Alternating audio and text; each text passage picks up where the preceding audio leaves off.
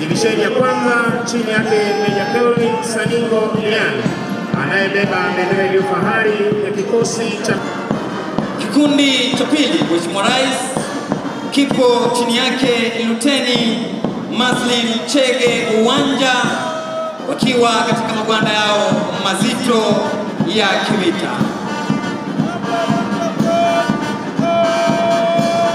Kikundi cha tatu, Mheshimiwa Rais kipo chini yake Luteni Christopher Mwandikwa Mwema wakiwa katika magwanda yao mazito ya kivita. Company CSM Warrant Officer 2 Richard Shifala, kundi cha kwanza chini yake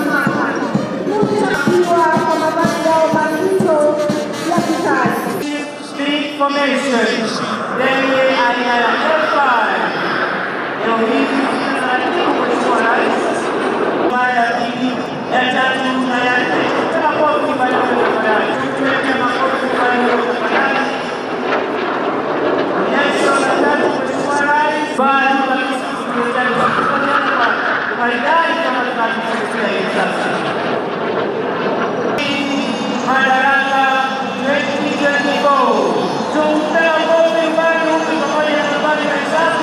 Kwa kazi nzuri wanayofanya kuhakikisha kwamba taifa letu liko salama masaa 24.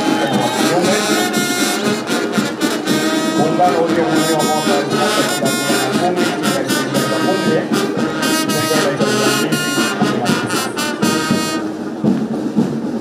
Chief Scout Profesa Jacob Karibeli na mwenyekiti wa bodi Bwana Victor Kadika. Scout wa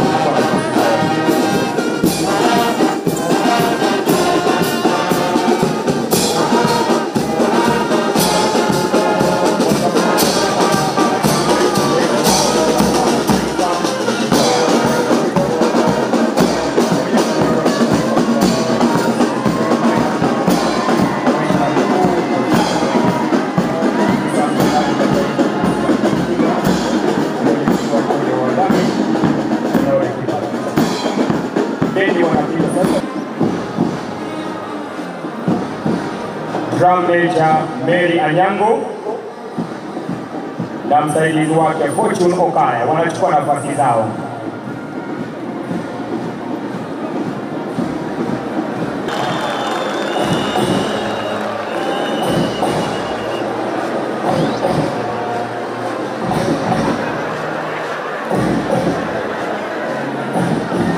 Wanaopita mbele ya jukwaa la Mheshimiwa Rais ni tuwapongeze makofi kikundi cha Sungura wanapopita mbele ya jukwaa la Mheshimiwa Rais.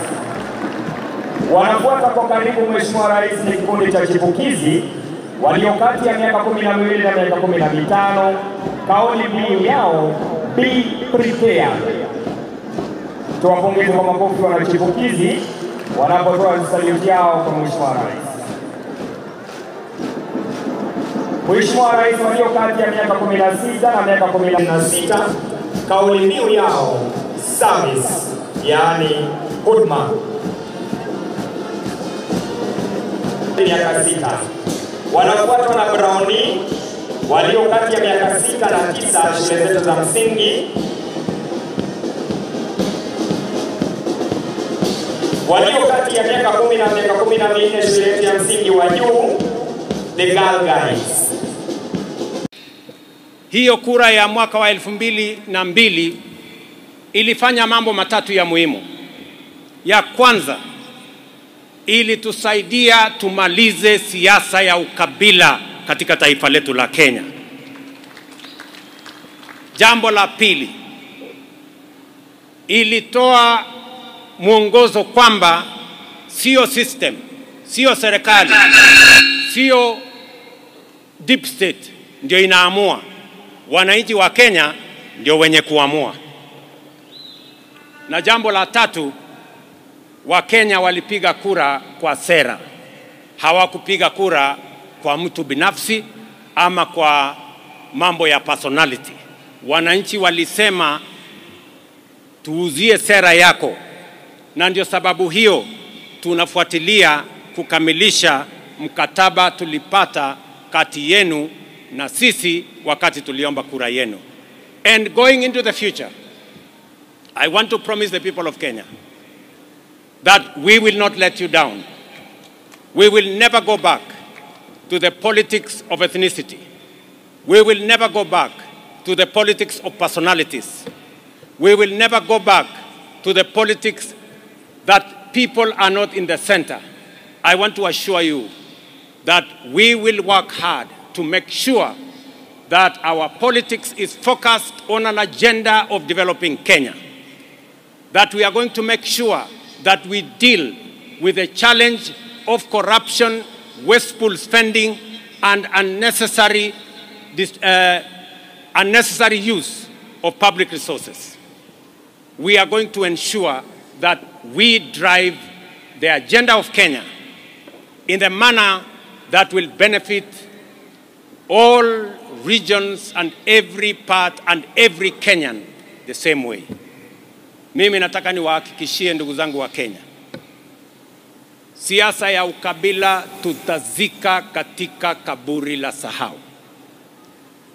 Siasa ya mambo ya wizi, tutakabiliana na wale wote ambao wanatumia pesa ya umma kwa njia isiyofaa ama njia ya ufisadi. Na tutahakikisha ya kwamba tunaunganisha taifa letu la Kenya. Kila Mkenya mahali popote alipo ajivunie ya kwamba taifa hii ni taifa letu. I promise not to let you down. This administration will not let you down. We are going to work together. We are going to build a huge collaboration of all sectors so that we can transform our country and make Kenya a great, respected, prosperous country that we all love. The sugar industry is a highly strategic subsector whose value chains have been the mainstay of the local economies of our sugar belt and a generator of much needed jobs and value. For this reason, we are firmly committed to ensure that the sugar industry returns maximum value to all actors in its value chains, beginning with the initial and foundational entrepreneur, the cane grower.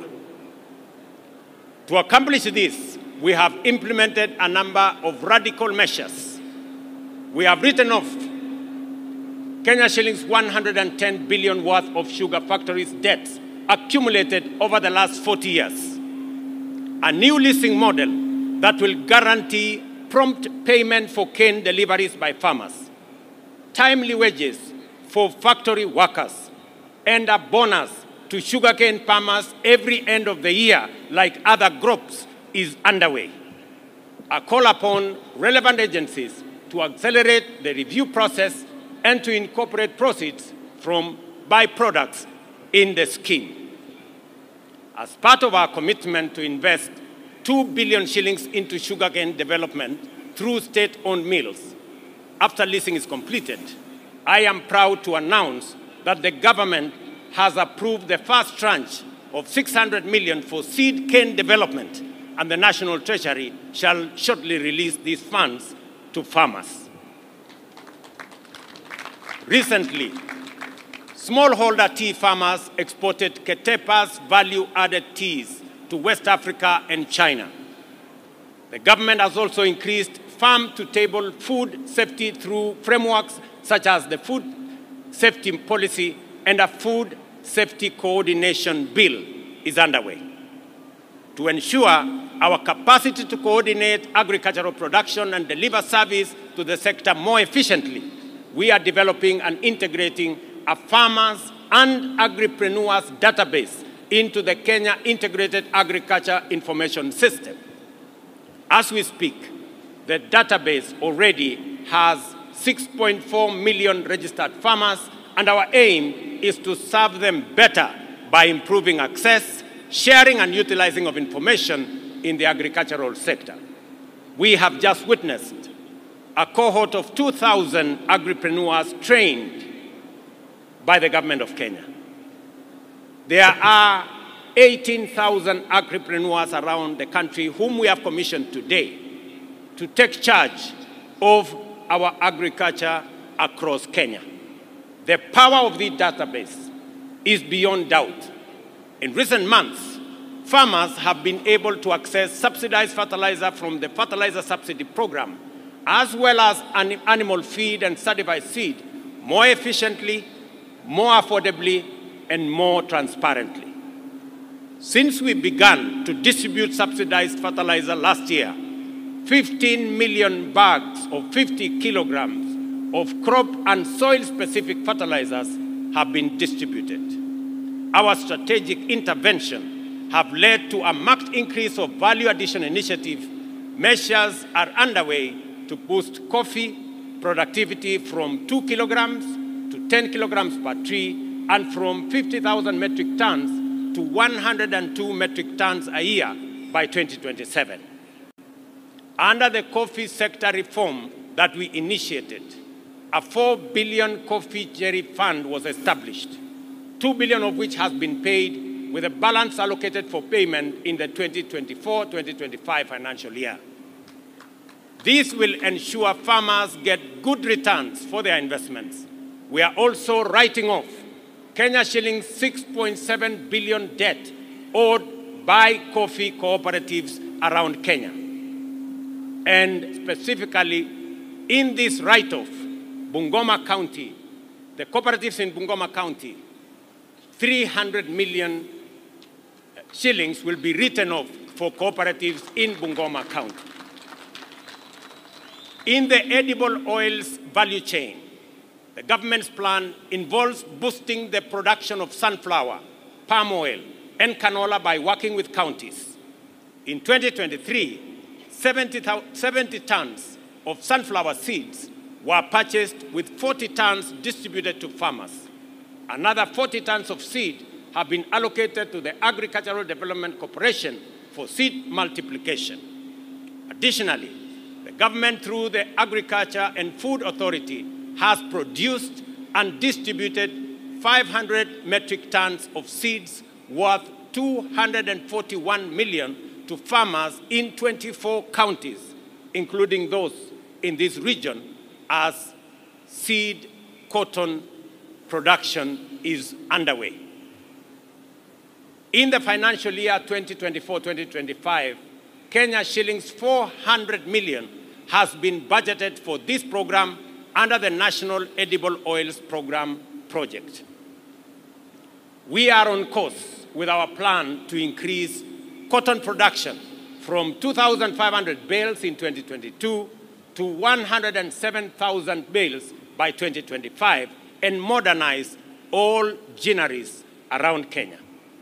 The aim is to expand cotton farming from 9,300 acres in 2022 to 41,000 acres in 2023, distributing 15,700 kilos of seed to farmers in Busia and another 20,000 kilos to farmers in Meru, Makueni, Kitui, and Machakos among the 24 counties that are in our program. Subsidized fertilizer will also be provided through the tried and tested e-voucher for both our sugarcane and cotton farmers as well. To enhance access to credit by farmers in the next financial year, we are allocating Kenya shillings 1 billion to the Agricultural Finance Corporation to provide affordable credit to farmers. Additionally, we are collaborating with the Afri-Exim Bank to provide another Kenya shillings 15 billion to AFC to support increased lending to our farmers in all the sectors that we are engaged in. The Indian Exim Bank will also support AFC to enhance our agricultural mechanization agenda, providing farm inputs to farmers at low rates and making sure that we use appropriate mechanization mechanisms. I want the people of Kenya to understand that our advocacy of integration is part of our traditional commitment to regional cohesion and solidarity. The Pan-African imperative and the expansion of market access and linkages with the trade investment counterparts for our producers beyond our borders is absolutely necessary. I stand here, therefore, to urge our farmers and other agriculture sector entrepreneurs to work with renewed confidence, with the assurance that the fruits of their labor will meet demand in Kenya, East Africa, common markets of Eastern and Southern Africa, and the Africa Continental Free Trade Area. Further abroad, we have secured quota-free and duty-free access to the 27-country European market for produce exports from Kenya farmers under the Economic Partnership Agreement signed between Kenya and the EU and recently ratified by Kenya, and 2 days ago ratified by the European Parliament. I also wish to report that during my recent visit to the US, we negotiated the renewal of the African Growth and Opportunities Act, an instrument which has enhanced access to the US market for African exports and catalyzed the rapid growth of Kenyan exports, especially in the textile and apparel sector. My call similarly applies to Kenyans from all walks of life. Let us keep working hard, embrace border visions, and dream more ambitious dreams to take the tide of freedom-up economic transformation that can sweep us all into our collective destiny of shared prosperity.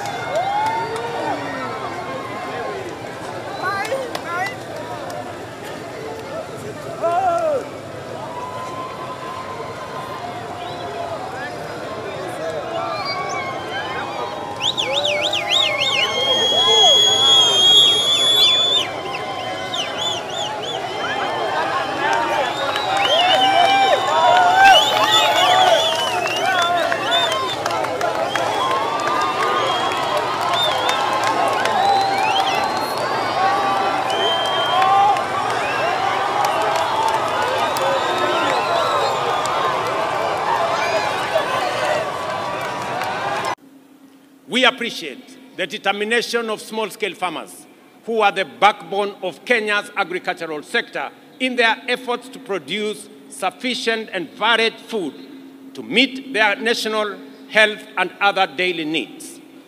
Against many odds, our farmers have defied systemic and structural constraints and limitations to make a contribution to households and national food security requirements and to propel the economy into the future. We understand, we cherish, and we value our farmers. Consequently, we have partnered effectively with farmers and other food system value chain actors, such as input suppliers, producers, processors, and support service providers to transform their productivity beyond subsistence and enhance the country's food security. This has been made possible through interventions in key value chains like maize, livestock, tea, coffee, edible oils, cashew nuts, pyrethrum, flowers, avocado, and macadamia nuts. We now have the potential to become a competitive regionally, globally, by utilizing the unique capacity of cooperatives to mobilize production on scale through the provision of government-supported agricultural extension services. In the dairy sector, we are committed to enhancing annual milk production from 5.1 billion liters to 10 billion liters by 2027, raising the market share of processed and formally marketed milk from 30% to 50%. This will lead to an increase of processed milk exports of 1 billion liters a year by 2027. The value of processed milk increased by 7.5% from 755 million liters in 2022 to 812 million liters in 2023. Kenya shilling 600 million was released last week to new KCC to pay farmers promptly as part of the buildup of the Milk Revolving Fund, which is estimated to be 3 billion shillings by the end of this financial year. The government's 6-point plan for the dairy industry covers, among others, installing milk coolers in dairy cooperatives, providing tax incentives, reducing trade barriers, and establishing a dairy stabilization revolving fund to manage milk surpluses and deficits, and prompting higher national milk consumption to improve health, especially the growth and development of our children.